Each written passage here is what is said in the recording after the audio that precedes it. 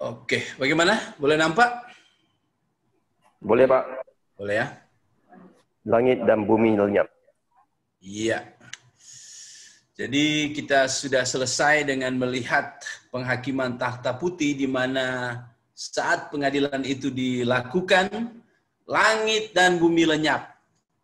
Lalu semua manusia sama ada yang percaya dan yang tidak percaya berdiri di hadapan pengadilan Kristus. Mengapa mereka berdiri di hadapan pengadilan Kristus? Karena akan diadili. Jadi kita lihat bagaimana kitab-kitab dibuka pada masa itu. Menarik, kitab-kitab pertama yang dibuka, Alkitab, kitab-kitab lain adalah kitab-kitab yang menulis tentang perbuatan-perbuatan setiap manusia. Dan dalam pengadilan ini kita sama-sama lihat bahwa yang diadili adalah termasuk orang-orang percaya. Jadi orang-orang percaya juga diadili pada saat itu.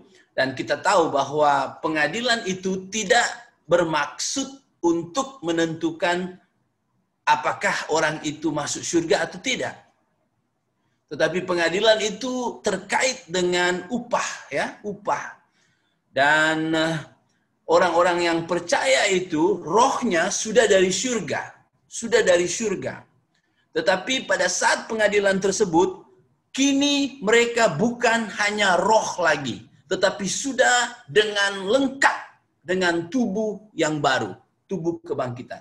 Begitu juga orang-orang yang tidak percaya. Saat dalam pengadilan ini, mereka pun sudah mempunyai tubuh. Jadi ketika mereka dibuang ke neraka, bukan hanya rohnya saja yang dibuang atau yang masuk di neraka, tetapi juga seentero, 100% sebagai manusia yang memiliki tubuh. Jadi, dulu mereka mengalami siksaan neraka, tetapi hanya rohnya. Tetapi ketika kebangkitan kedua itu, kini mereka akan masuk pada tempat penghukuman itu lengkap dengan tubuh. Kemudian orang percaya pun akan memasuki surga bukan hanya rohnya saja, tetapi juga dengan tubuhnya. Ya, itulah manusia. Nah, sekarang kita akan lanjut secara khas melihat tempat-tempat kekal itu. Jadi inilah kita melihat bahwa kita manusia diciptakan dengan mewarisi sifat daripada Allah, yaitu salah satunya kekal. Kita sudah jadi kekal. Pada saat kita dilahirkan, kita langsung jadi kekal. Tapi kekal kita tidak sama dengan kekal daripada Allah. Kalau kekal Allah adalah dari minus 0 tak terhingga, minus 0 tak terhingga. Dari sebelum masa itu Allah tidak pernah tidak ada. Sedangkan kita tidak begitu. Kita nanti ketika dilahirkan, barulah kita ada. Tetapi setelah kita sudah dilahirkan, kita akan menjadi manusia yang tidak pernah berakhir.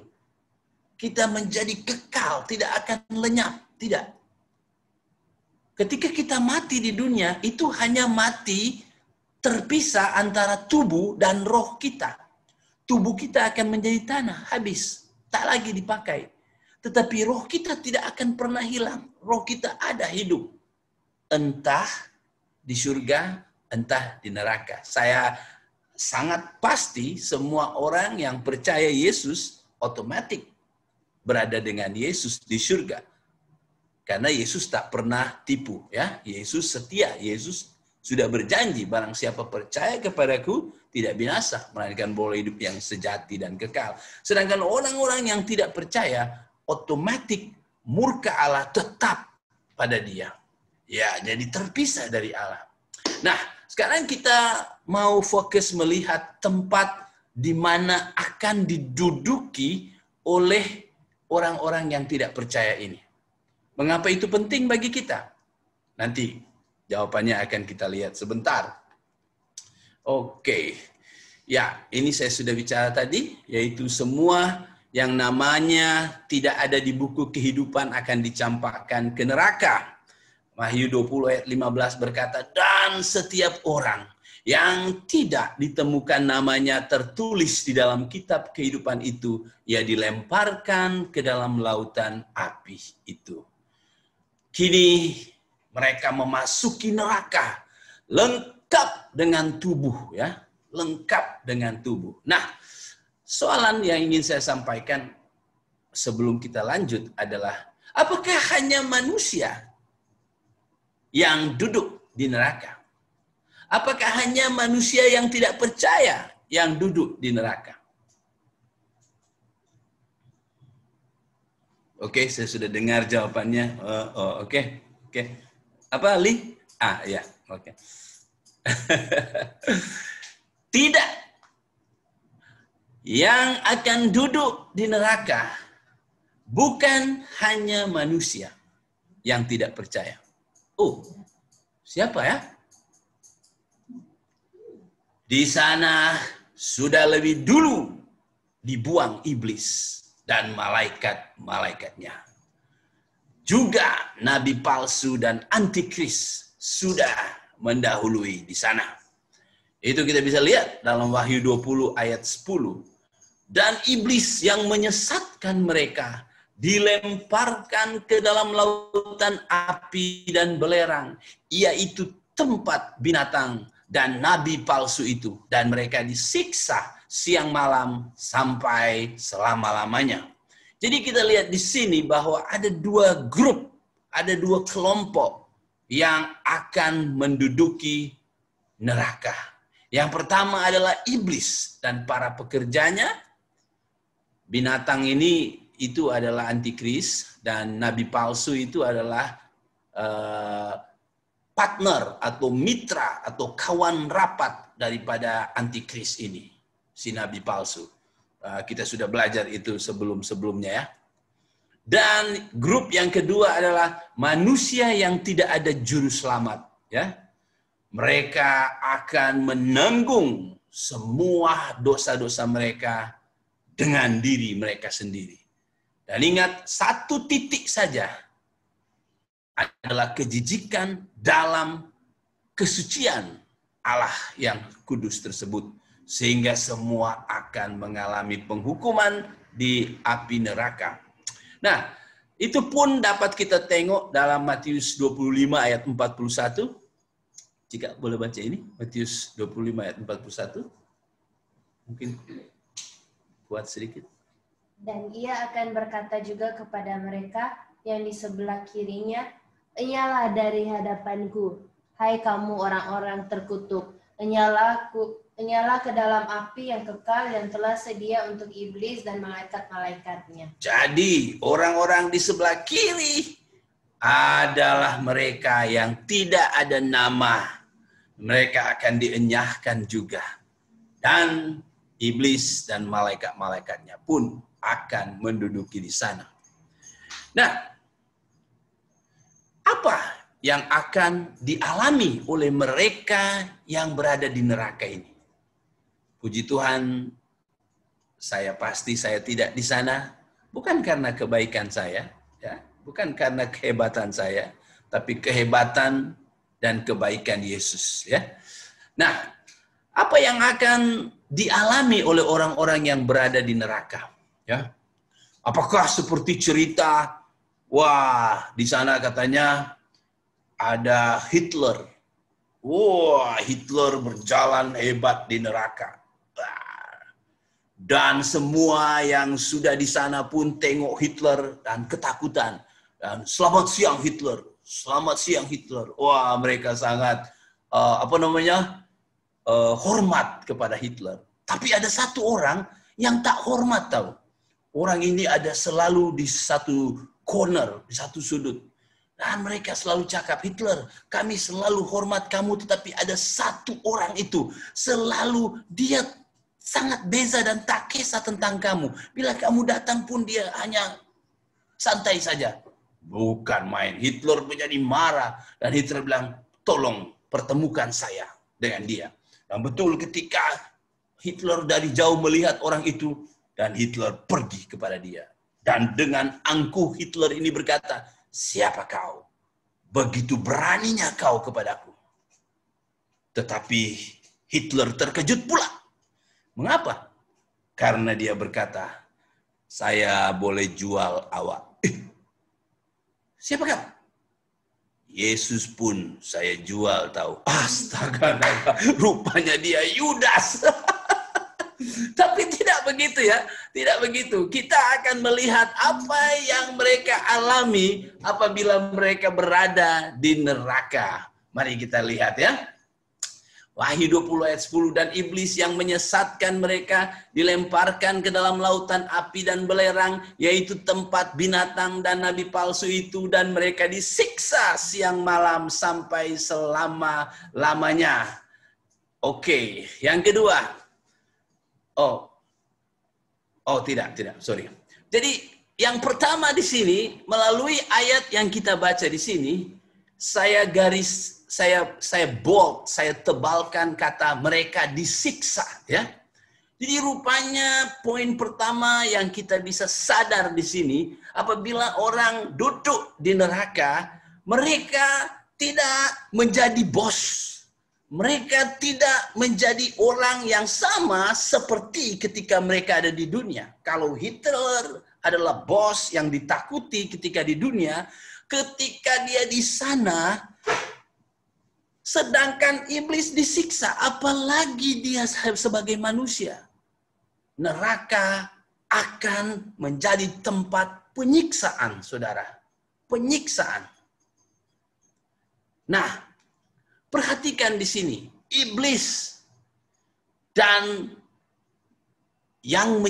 iblis yang menyesatkan mereka.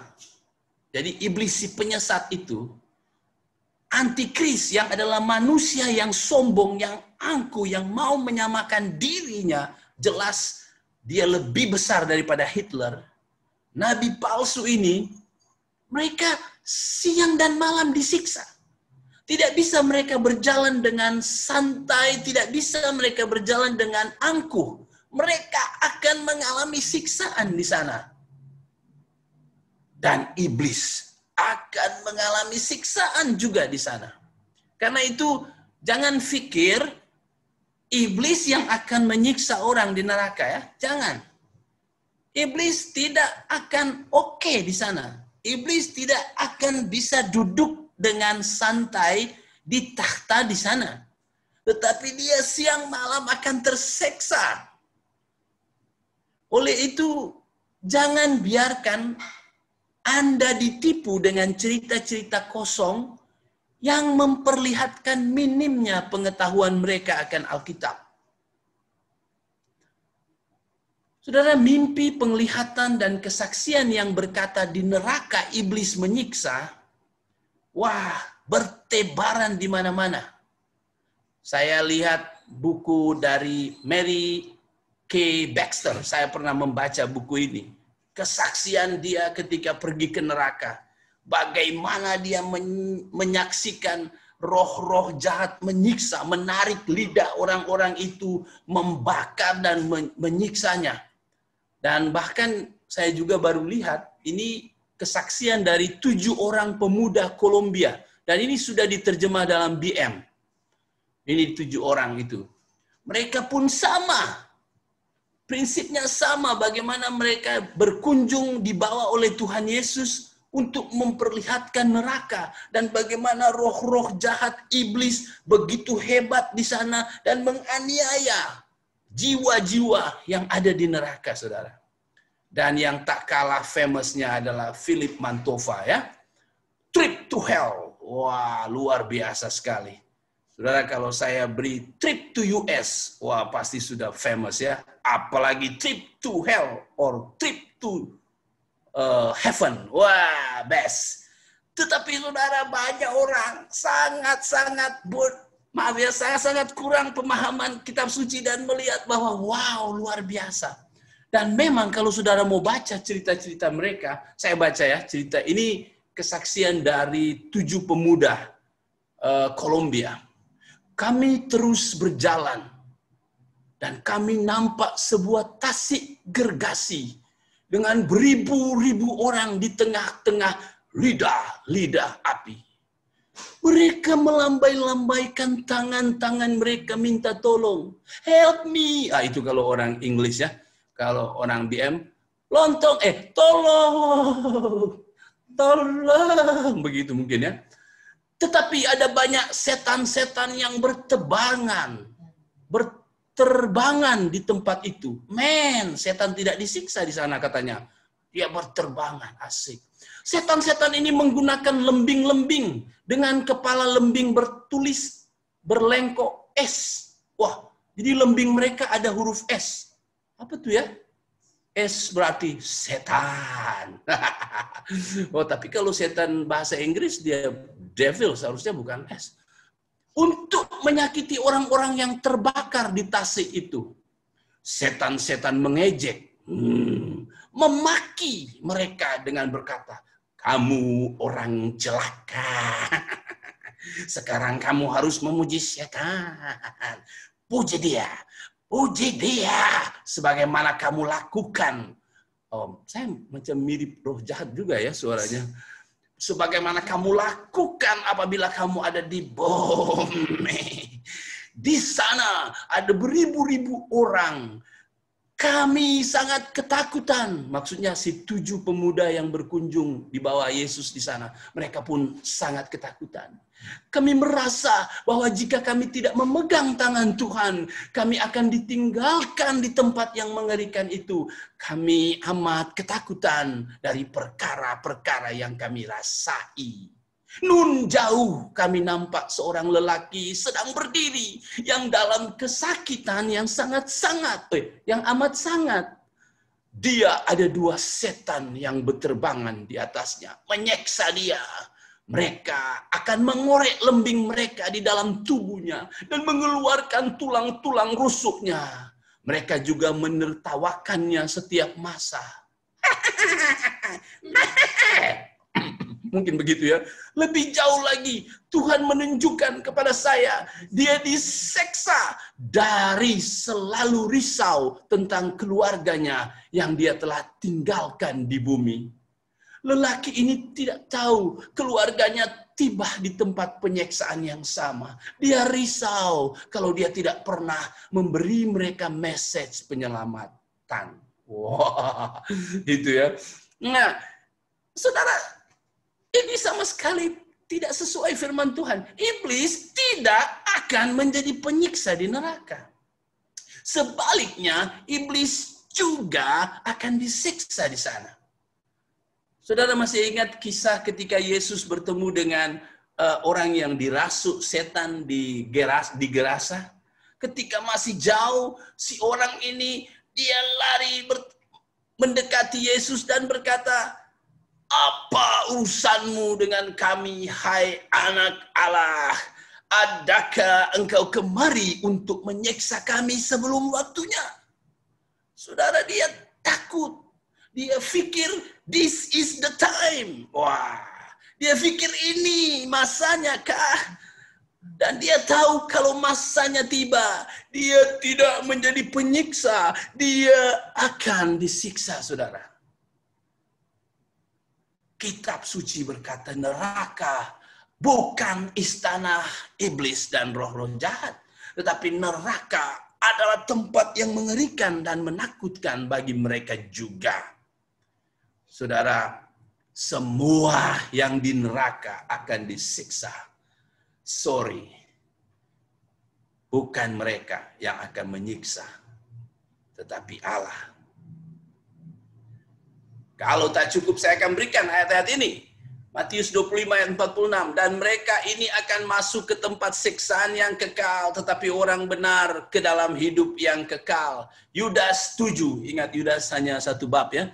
Sama seperti Sodom dan Gomora dan kota-kota sekitarnya, yang dengan cara yang sama melakukan percabulan dan mengejar kepuasan-kepuasan yang tak wajar telah menanggung siksaan api kekal. Jadi mereka sudah terjadi di sana dan sampai hari ini sedang disiksa di sana, saudara. Dan Wahyu 14 ayat 11, maka asap api yang menyiksa mereka itu naik ke atas sampai selama-lamanya dan seterusnya. Jadi jelas orang yang duduk di neraka siksa, saudara. siksa. Nah, disiksa dengan apa? Coba saudara baca 3 ayat yang saya sertakan di sini. Oh ya, mungkin suara saya nanti bosan didengar terus, Priska lah. Coba baca ini semua. Anak manusia akan menyuruh malaikat-malaikatnya dan mereka akan mengumpulkan segala sesuatu yang menyesatkan dan semua orang yang melakukan kejahatan dari dalam kerajaannya. Semuanya akan dicampakkan ke dalam dapur api, di sanalah akan terdapat ratapan dan kertakan gigi. Lalu mencampakkan orang jahat ke dalam dapur api, di sanalah akan terdapat ratapan dan kertakan gigi. Dan jika matamu menyesatkan engkau, cungkilah, karena lebih baik engkau masuk ke dalam kerajaan Allah dengan bermata satu daripada dengan bermata dua dicampakkan ke dalam neraka, di mana ulat-ulat bangkai tidak mati dan api tidak padam. Saya saya tebalkan kata api, ya. Jadi disiksa dengan apa? Disiksa dengan api, ya. Coba saudara lihat gambar ini. Bagaimana rasanya api itu? Kadang orang bilang, nggak apa-apa, ke neraka banyak artis yang tak percaya Yesus, jadi pasti jumpa artis. Karena lama di sana, mungkin ada satu masa ada ketemu fans. Tapi coba bayangkan kalau dalam keadaan seperti di kereta ini, kamu diberi peluang jumpa artis tapi masuk di kereta ini. Kalian berdua di situ, silakan berbual. Silakan asik dengan artis idol kamu. Ada artis idola kamu? Oh, orang Korea ya? Siapa? BTS. BTS jemput Priska. Oke, Priska, ayo kita cakap-cakap. Tapi di kereta ini, yang sedang terbakar ini. Asapnya. You tidak bisa menikmati apapun ketika dalam keadaan seperti ini. Dan ini baru saja api dunia, ya, api di dunia ini. Kita tidak bisa bayangkan api yang dikatakan di sini. Jadi tidak bisa kita akan menikmati sesuatu yang oke. Tidak. Ini tidak lain mau menunjukkan penyiksaan semata yang akan dialami oleh orang-orang yang ada di sana. Disiksa dengan apa lagi? Ayat-ayat yang saya berikan di sini, saya sudah baca tadi sebenarnya. Ada yang tidak di Markus 9 itu, mungkin ayat yang baru. Yang kedua yang saya lihat di sini adalah ulat-ulat bangkai. Tadi api, jadi yang kedua disiksa dengan ulat bangkai. Wow, di mana ulat-ulat bangkai tidak mati. Di mana ulat-ulat bangkai tidak mati di sana. Pernah lihat ulat bangkai? Ya, kalau saya dulu di desa saya, wah, sering. Kalau banjir besar di sungai kecil kami, ketika kami pergi, wah, bau bangkai. Kami mau bersihkan, wah, nampak ada anjing yang sudah mati di sana dan tidak terlihat sampai nanti sudah berbau baru kita tahu. Jadi kita harus hanyutkan. Waktu kita hanyutkan, kadang-kadang waktu tusuk dengan kayu, pecah dan keluar ulat-ulat bangkai yang besar-besar. Ada kalanya babi juga. Sorry ya, yang akan terkejut. Tapi mungkin terkejut terlambat ya. Nah, ya, kalau binatang-binatang yang sudah mati itu dan akhirnya tubuhnya, bangkainya dipenuhi dengan ulat-ulat bangkai ini, tak apalah, ya, tak apa. Tapi bayangkan kalau masih hidup, kalau kamu masih hidup, lalu ada ulat bangkai dalam tubuhmu. Waduh, tak bisa bayangkan, saudara. Kalau kamu bisa layari link ini dokter terkejut bila jumpa benda lembut yang bersarang dalam bibir pesakit. Rupanya ulat sampah hinggap di sana. Aduh, ada seorang yang memang OKU ya. Bibir, wah kalau sudah lihat, mengerikan. Bibirnya itu menjadi bengkak besar karena rupanya ada ulat-ulat. Dikeluarkan kalau tak salah 16 ulat di sana. Dan betapa menderitanya orang itu. Tetapi karena dia OKU, maka dokter yang menangani ini dia bilang, wah kasihan sekali orang ini. Dan orang ini kadang-kadang meneteskan air mata. Walaupun kami sudah suntik anti sakit, tapi pasti dia masih merasakan penderitaan itu. Sudah sangat mengerikan apabila ada ulat bangkai, dan ulat bangkai ini ada dalam tubuh yang masih hidup, saudara. Begitu mengerikan, begitu siksanya. Ya, bayangkan hal ini. Saudara, kita sudah melihat 2 poin penyiksaan, api, ulat bangkai. Tapi masih ada lagi, saudara. Dalam ayat 8 sampai 12, dalam bab 8 ayat 12 di Matius, dia berkata tentang satu penyiksaan lagi di sana. Sedangkan anak-anak kerajaan itu akan dicampakkan ke dalam kegelapan yang paling gelap. Di sanalah akan terdapat ratap dan kertakan gigi. Dalam 2 Petrus 2 ayat 17, guru-guru palsu itu akan seperti mata air yang kering, seperti kabut yang dihalaukan taufan. Bagi mereka telah tersedia tempat dalam kegelapan yang paling gelap. Jadi saudara, apalagi yang menjadi penyiksaan di sana? Ya betul, kegelapan, saudara. Waduh, saya rasa orang KL tidak mengerti ini. Di tempat saya kerap sekali terjadi padam elektrik. Wah, bukan hanya berjam-jam, tapi kadang-kadang beberapa hari, saudara.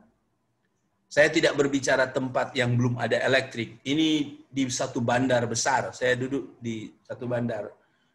Kerap terjadi padam elektrik. Dan pernah juga di kota Jakarta, kota ibu kota tahu, terjadi beberapa jam padam seluruh. Di sini saya pikir saya sudah hampir 6 tahun.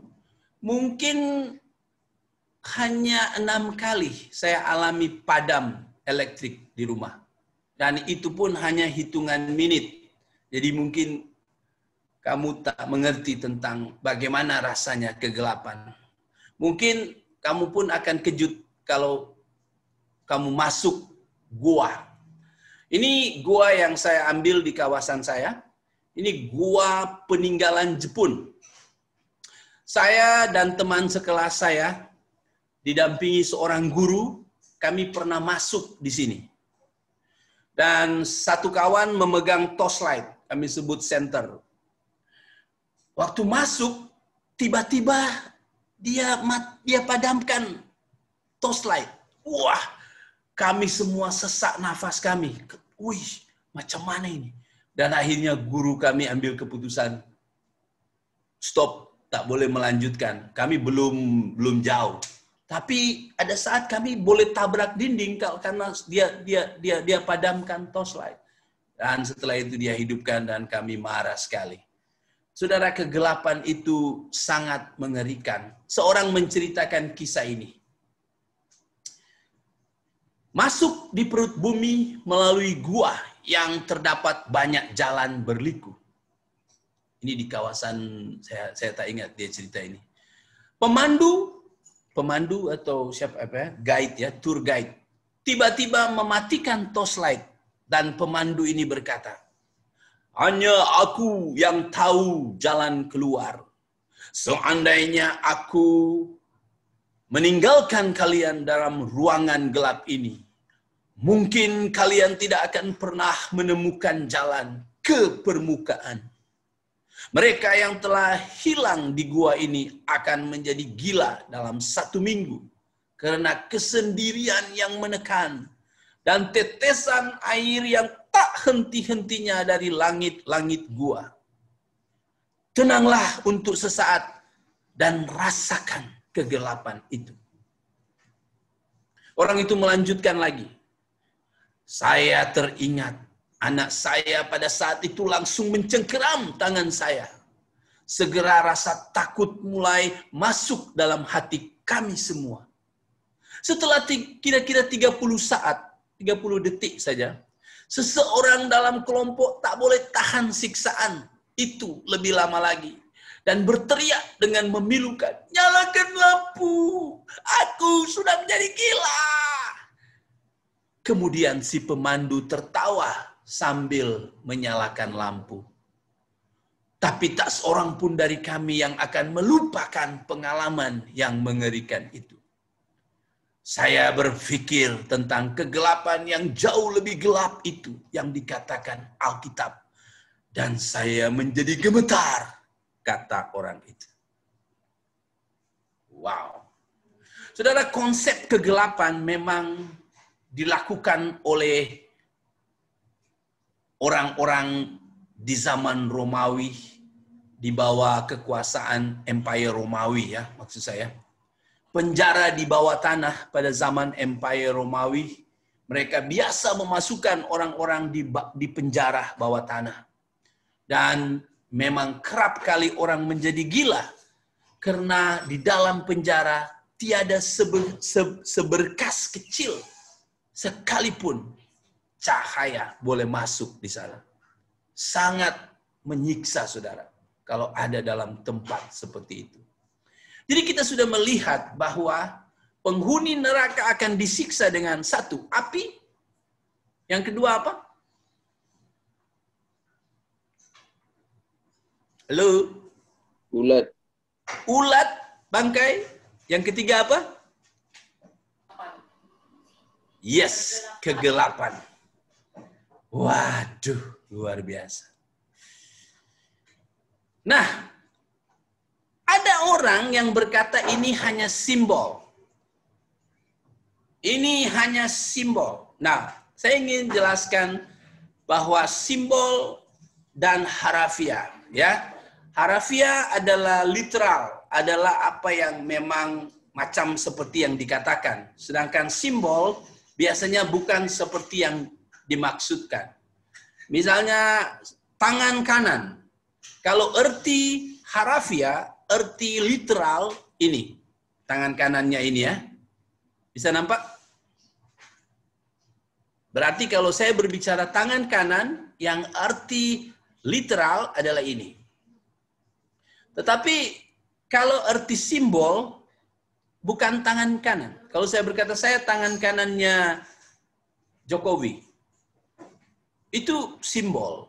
Bukan betul-betul tangan kanan ini. Tangan kanan berarti simbol kuasa, simbol kekuatan. Nah, ada orang katakan bahwa neraka dengan segala penyiksaan yang dilihat, dipaparkan dalam ayat-ayat itu, sebenarnya itu bukan harafiah. Itu hanya simbol. Saya setuju. Saya setuju ini simbol sahaja. Sebab mengapa? Ini bahasa simbol. Bahasa simbol. Karena bagaimana kegelapan tapi ada api? Tidak mungkin kegelapan kalau ada api. Karena api akan mengusir kegelapan. Jadi ini kontras, ini bercangga kalau dikatakan di sana adalah kegelapan yang paling dahsyat. Kegelapan yang tak terkatakan. Tapi di sana pun dikatakan api. Lautan api. Wah, macam mana ini? Ini jelas adalah bahasa simbol. Wah, syukurlah. Oh, begitu.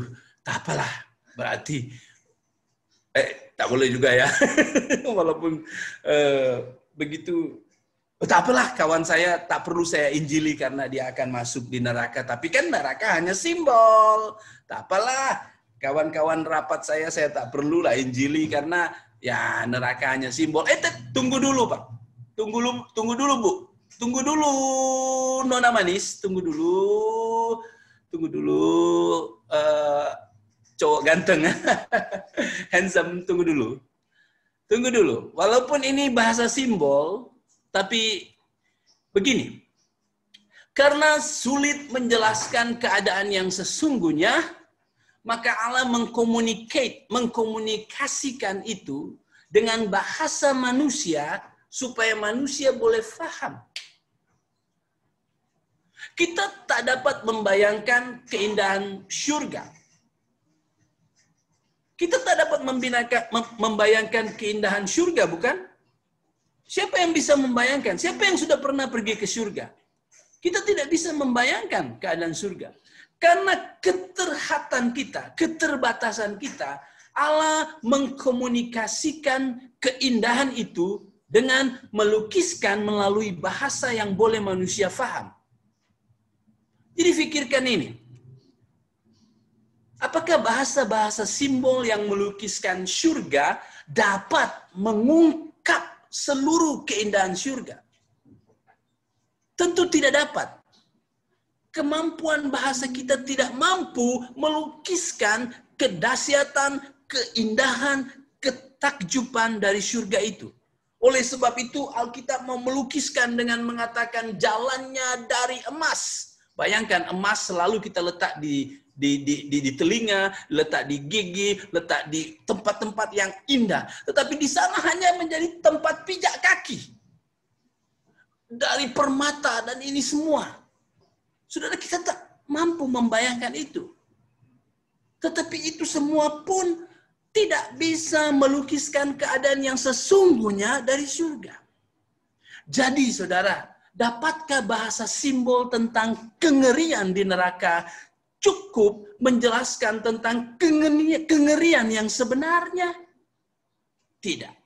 Tentu tidak dapat. Kemampuan bahasa kita tak mampu melukiskan neraka itu.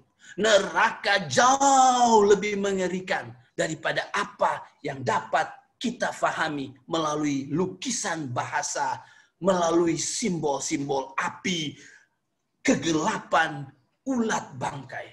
Neraka sekali lagi masih jauh lebih daripada apa yang telah dilukiskan api, ulat bangkai, dan kegelapan. Ini semua adalah gambaran sederhana saja dari apa yang jauh lebih mengerikan. Saya kutip dari khotbah Pendeta Ezra Soru. Albert Barnes berkata begini, tak boleh dianggap bahwa di sana akan ada ulat yang sungguh-sungguh dalam neraka. Mungkin juga tak ada api yang bersifat materi. Juga tidak bisa diceritakan apa yang dimaksudkan khusus dengan ulat yang tidak mati. Itu merupakan semata-mata suatu gambaran menjijikkan, menakutkan, dan penderitaan kekal. Bagaimana bentuk penderitaan itu? Mungkin merupakan sesuatu yang melampaui kuasa dari orang hidup yang mampu untuk membayangkannya. Mungkin kalian ingat juga C.H. Spurgeon, ya. Ini seorang yang sangat tersohor. Dia berkata begini, lautan api dan jiwa-jiwa dilemparkan ke dalamnya. Gambaran ini mengerikan. Ah, kata seseorang, itu hanya merupakan suatu kiasan. Yes, aku tahu itu. Dan suatu kiasan hanyalah merupakan bayangan dari kenyataan. Jadi jika bayangannya adalah lautan api, bagaimana kenyataannya? Jika kita hampir tidak tahan untuk memikirkan ulat yang tidak pernah mati, dan api yang tidak terpadamkan, dan tentang lautan dengan gelombang apinya yang mendidih, yang menghantam jiwa-jiwa, bagaimana kira-kira kenyataan dari neraka? Karena kebodohan kita, maka kitab suci menggambarkannya secara lebih rendah. Pernyataan sebagian dari misteri yang tidak bisa diukur. Tetapi jika itu begitu mengerikan, bagaimana kenyataannya? Wow.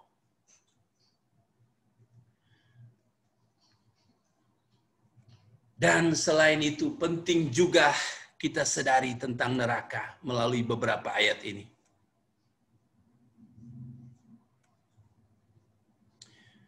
Saudara, dalam Matius 25 ayat 46 dikatakan siksaan itu kekal. Dalam Yudas 7, api itu kekal. Dalam Wahyu 14 ayat 11, tidak henti-hentinya disiksa siang malam.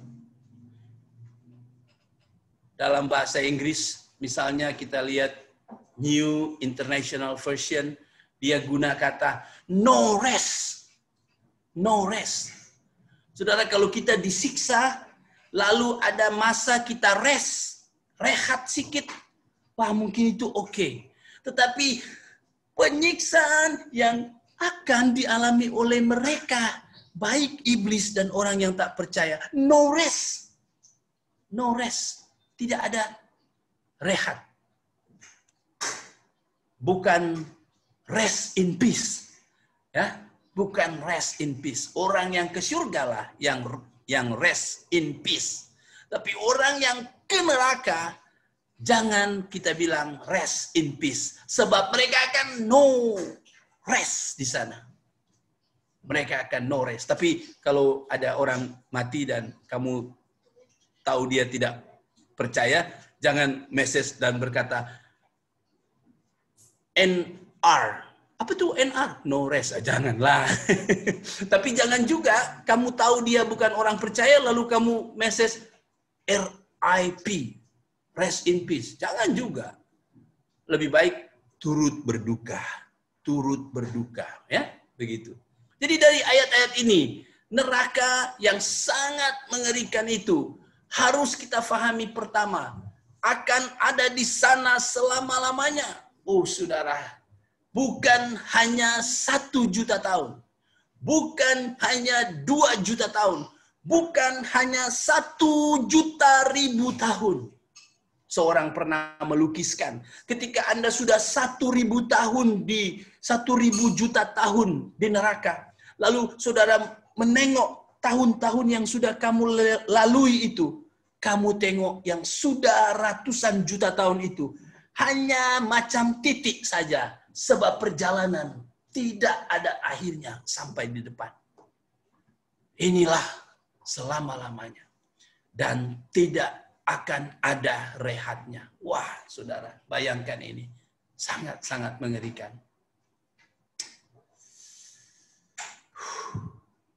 Karena itu penghuni neraka akan penuh ratapan dan kertakan gigi. Tidak pernah mereka santai. Mereka akan terus mengisi waktu-waktu yang tak terhingga ini.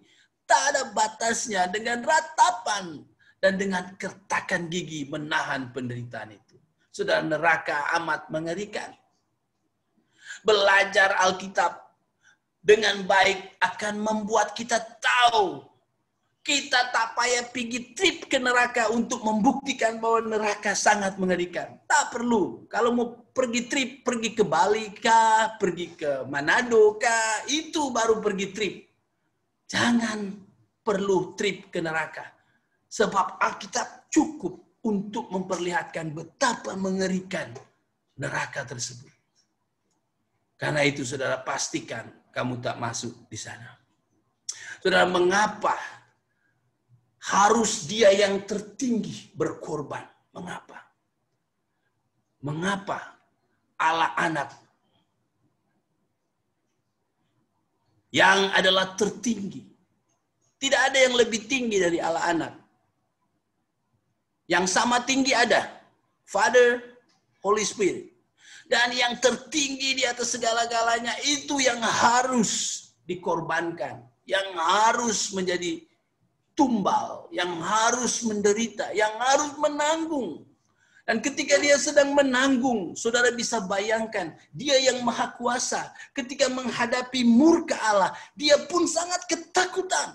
Kita bisa melihat Allah membukakan itu ketika Yesus bergumul di Getsemani. Sampai pelu-pelunya pecah dan mengeluarkan darah. Itu menunjukkan bahwa dia tahu betapa mengerikan tsunami murka Allah. Dan dia menanggung untuk sesaat. Tetapi yang tidak percaya kepada dia, kamu tidak bisa menanggung hanya untuk sesaat. Akan menanggung selama-lamanya. Dia boleh menanggungnya. Sebab dia Allah. Dia mampu menanggung itu. Dia mampu memikul itu. Sebab dia Allah. Tetapi toh kita lihat dia ketakutan ketika siap untuk memikul murka Allah itu. Sampai dia berkata, kalau boleh lalu saja ini. Tetapi ya Tuhan, kehendakmu yang jadi. Saudara, ini suatu pengorbanan yang luar biasa. Tetapi ini pun memperlihatkan kasih yang sangat dahsyat dari Allah, saudara. Dia rela turun, dia rela mengalami suatu pengalaman yang tidak pernah dialami oleh Tritunggal, di mana harus terpisah. Allah anak mengalami keterpisahan dan dia berseru, Eli, Eli, Allahku, Allahku, mengapa engkau meninggalkan aku? Mereka yang adalah kasih yang tak pernah terpisahkan sejak sebelum segala sesuatu. Tetapi untuk membayar maut ini, dia rela untuk sesaat mengalami ini, saudara. Ini suatu kasih yang teramat dahsyat. Mengapa dia melakukan ini? Karena dia tahu ada hukuman yang dahsyat, yang luar biasa yang akan menanti manusia jika dia tidak melakukan ini.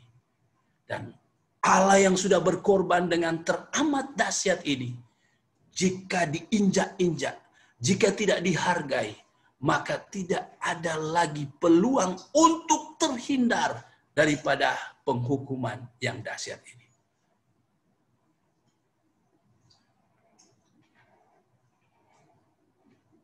Demikianlah pelajaran yang bisa kita lihat tentang neraka, dan baik kalau kita bisa melakukan tanya jawab. Kalau ada yang ingin bertanya, silakan.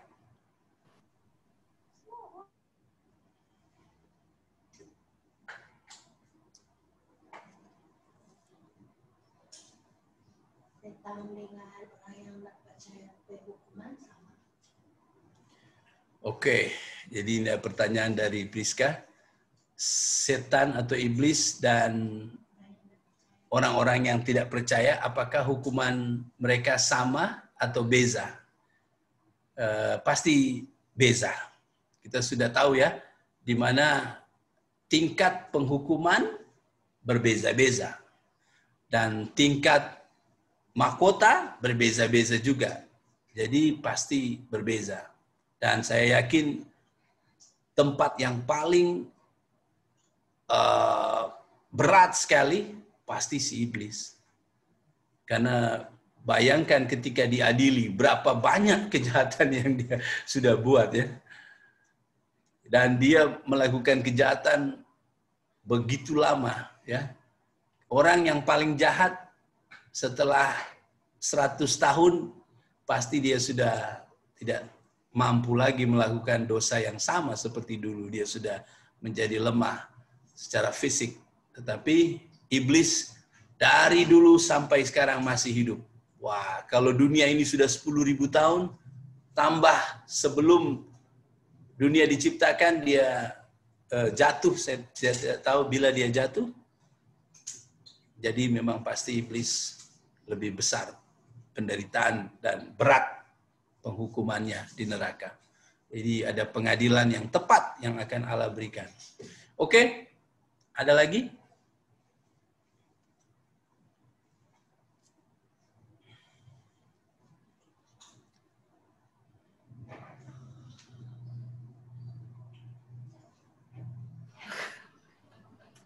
Oke, Ibu Laikwan? Saya sedang pikir, sama ada sekarang, adakah orang sudah dihukumi ke dalam neraka sekarang? Ya, tapi masih roh. Jadi orang-orang yang tidak percaya, misalnya orang kaya dan Lazarus ya, kita lihat di Alkitab, mereka sudah di sana. Dan apa yang kita baca tadi tentang orang-orang Sodom dan Gomora, mereka telah disiksa di sana.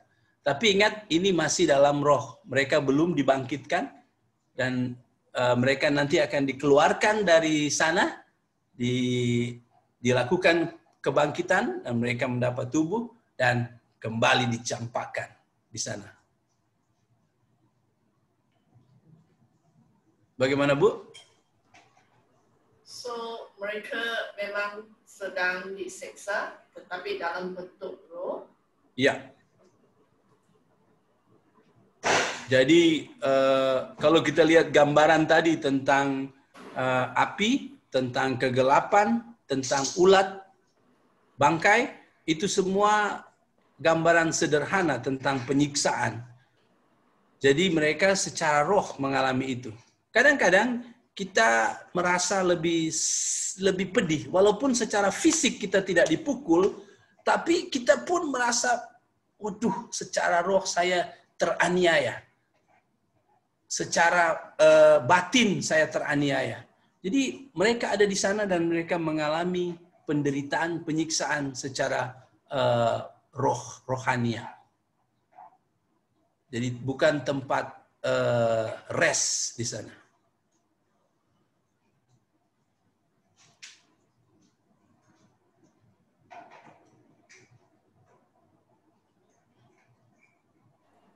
Terima kasih Pak.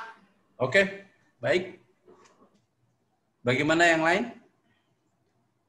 Pak Tamus? Ya Pak. Ya. Apakah mungkin Tidak mungkin. Ya, Belum ya. Ini kan ada kategorinya seperti api mungkin dosa mereka lain, ulat bangkai mungkin dosa mereka ya, kesalahan dosa mereka lain, mungkin mereka dikendalikan ke lain, ada kategorinya kan Pak? I don't know. Jadi kalau seperti itu kita tidak diberitahu oleh Alkitab sehingga kita jangan coba-coba masuk ke dalam kawasan-kawasan yang tidak dibukakan oleh Alkitab. Tapi yang kita boleh pegang memang ada kategori, Pak. Ada kategori. Ya, jadi seperti yang Bapak bilang tadi kan, itu ya. Api dengan kegelapan. Mustahil kan? Iya. Oh, oke. Kalau macam itu kita harus pahami bahwa itu adalah gambaran tentang penyiksaan di sana.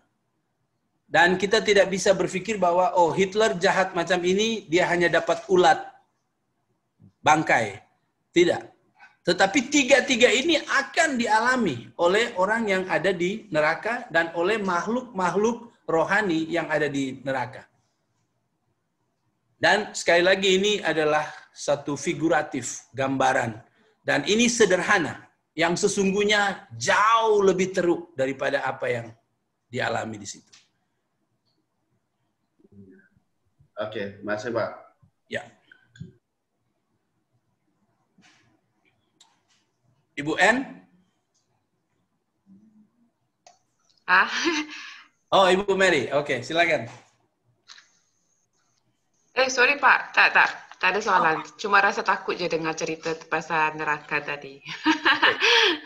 Nah, itu jadi bisa menjadi pertanyaan. Pak, bagaimana? Saya rasa takut. Ya, pertama rasa takut itu harus kita salurkan. Salurkannya kemana? Salurkannya kepada jangan main-main. Anak kita yang belum percaya, kita tidak mencintai mereka dengan betul kalau mereka tidak kita upayakan sebisa mungkin menjelaskan Injil. Karena mereka bukan hanya pergi ke tempat yang terpisah dengan kita, tetapi mereka akan santai saja di sana. Tidak. Tidak. Mereka akan sangat menderita. Jadi saya tidak rugi jika siang malam saya berdoakan untuk dia. Saya tidak rugi jika saya minta maaf kalau saya bersalah kepada dia untuk mendapatkan hatinya. Saya tidak rugi berkorban supaya saya bisa menginjili sebab saya tahu saya mengasihi dia. Siapakah orang-orang yang kita kasihi? Mari kita upayakan ini. Semasih dia bernafas, tahu. Semasih dia bernafas. Kalau sudah tak bernafas, you berbisik. Anakku, di dalam Alkitab, you percaya hanya kepada Yesus. Terlambat sudah. Sudah terlambat. Semasih dia masih hidup. Itu can. Upayakan supaya mereka mendapatkan jalan keselamatan. Saudara, untuk tahu apakah dia ada nama di kitab kehidupan, itu bukan urusan kita. Kita tidak tahu siapa yang punya nama di sana. Sebab kita ingat bahwa nama-nama yang ditulis di kitab kehidupan, ditulis sebelum dunia dijadikan. Sebelum dunia dijadikan.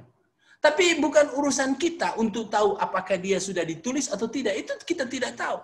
Urusan kita adalah Injili siapa saja. Injili siapa saja. Dan kadang-kadang ada orang yang menjadi percaya saat-saat dia akan menghembus nafas terakhir. Mungkin waktu dia mau menghembus nafas terakhir dia bilang, Yesus yang dipercayai emak saya percaya padamu. Maafkan saya, selama ini saya tidak percaya. Emak tidak tahu, emak sudah lama mati. Doa emak dijawab, sekalipun emak sudah mati. Wah, jadi saudara kita harus mengupayakan ini. Kita takut, betul takut. Tapi mari kita tukar takut dengan takut yang betul. Takut akan Allah. Takut akan Allah adalah tidak mau berbuat yang Allah tak suka. Takut dengar neraka ini adalah berani memberitakan Injil. Dan menghargai kehidupan kita. Haleluya. Haleluya. Walaupun saya susah sekarang, tak apalah.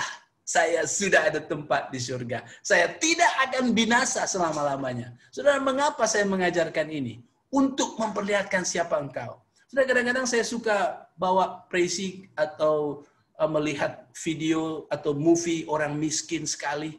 Sebab kadang-kadang dia rasa dia miskin sekali. Dia susah sekali. Saya bilang, tidak. Kamu ada phone. Kamu ada laptop. Orang banyak. Tak ada. Mereka main papa dulu. Cari lemon. Potong kulitnya. Main itu. Susah sekali. Tak ada uang pergi ke sekolah. Tapi orang yang tidak mengerti tentang keberadaan dia perlu dibawa ke tempat yang susah supaya dia lihat dan bersyukur apa yang dia punyai. Saudara, kita kadang-kadang sedih, kita kadang-kadang kecewa, kita kadang-kadang khawatir dengan keberadaan kita sekarang. Tetapi saudara, mari lihat keberadaan kita di depan. Kita tidak di neraka, maka kita penuh sukacita. Wah, sekalipun saya seperti ini, hidup itu sementara, tapi yang kekal itu saya sudah terjamin. Sehingga kita bergembira. Dan saudara, bagaimana mau menginjili kalau muka kamu tidak bergembira? Percayalah kepada Yesus. Berapa? Ada harapan di sana. Wah, saudara, bagaimana itu? Tapi saudara, mereka melihat kita dalam ukuran dunia, mungkin kamu tidak sebanding dengan orang-orang yang lain, tapi kamu penuh dengan gairah, kamu penuh dengan sukacita. Hei, mengapa kamu resesi ekonomi tak begini? Mengapa kamu tetap bergembira macam gila kamu? Oh, tidak apa-apa. Oh iya Kak. Dan akhirnya mereka bisa lihat bahwa pengharapan iman yang dia yakini betul-betul hidup dalam hidupnya. Jadi saudara, penting. Apa fungsi kita belajar neraka? Untuk mensyukuri hidup yang ada pada kita ini. Sebab kita, sekali lagi, kita yang percaya. Saya yakin, saya rasa semua kita ini percaya Yesus ya. Bukan cuma percaya seperti iblis, percaya Yesus ada. Tidak. Tapi kita semua sudah menaruhkan kepercayaan kita bahwa kita orang berdosa dan Yesus membayar dosa-dosa saya. Dan saya percaya kepada dia. Iman yang sederhana ini sudah otomatis. Yesus tidak berkata, barang siapa percaya plus puasa, plus memberi 1.000 ringgit, plus pergi ke Israel. Yesus tidak berkata begitu. Yesus hanya berkata, barang siapa percaya, pasti beroleh hidup sejati dan kekal. Wah, tidak ada tambahan syarat. Yesus pun tidak berkata, barang siapa percaya tambah menyanyi 10.000 kali. Waduh. Jadi saya yakin kita semua orang-orang percaya. Waduh, kita ada kehidupan yang luar biasa. Kita sudah ditukar dari maut ke dalam hidup. Wah, masa terus berjalan. Mungkin satu pertanyaan lagi.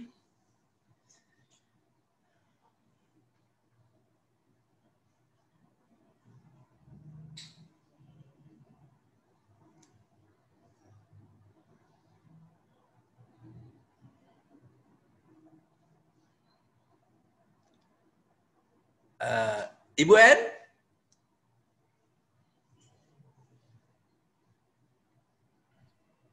Ya Pak, tak ada soalan. Tak ada soalan ya. Oke. Oke, kalau begitu bagaimana teman-teman dari luar?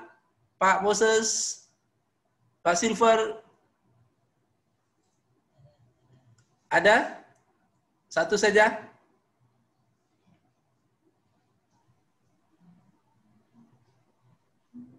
Oke, Moses ada? Tak dengar?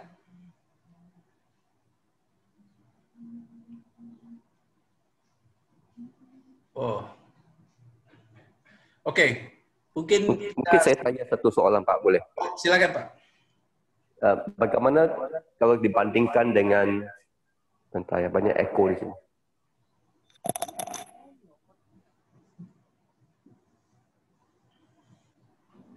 Boleh dengar Pak? Ya, boleh. Ya, bagaimana dengan apa yang mungkin agama Katolik percaya bila mereka sudah mati, mereka ada di purgatory ya, sebelum yang menunggu masanya untuk ke surga atau ke neraka. Iya, itu namanya api penyucian atau purgatori ya. Di mana orang-orang seperti kita, kita tidak bisa disebut santo atau orang kudus. Tapi kalau Paulus, oke lah, automatically mati langsung ke surga. Tapi orang-orang seperti saya, apalagi silver tuh, sorry ya, itu harus dibakar dulu. Itu tidak bisa langsung sampai ke surga. Dia, oke lah dia sudah beriman, jadi tak masuk neraka. Jadi cek per cek, alamak. Jadi ada pengadilan, bukan pengadilan terakhir, berarti pengadilannya berlangsung sesaat orang itu mati. Jadi dia akan dibakar di situ, dan ketika dibakar di situ bisa beratus-ratus tahun.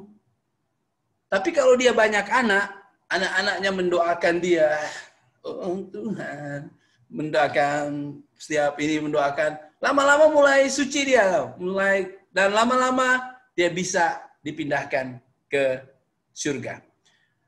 Kalau tidak, saya tidak tahu berapa lama dia di sana. Jangan-jangan minus dan akhirnya lebih sesuai ke neraka. Wah. Jadi bagi saya konsep itu bisa menjadi penyelamat adalah bukan Yesus. Penyelamat adalah diri sendiri dan orang lain yang rajin berbuat baik untuk dia. Lama-lama akan keluar keputusan dari gereja. Santo Ignatius. Oh, Ignatius sudah masanya. Menurut gereja itu yakin bahwa dia sudah masuk surga. Jadi bagi saya konsep ini memang ada beberapa konsep ya. Ada konsep Advent yang percaya bahwa neraka itu tidak kekal.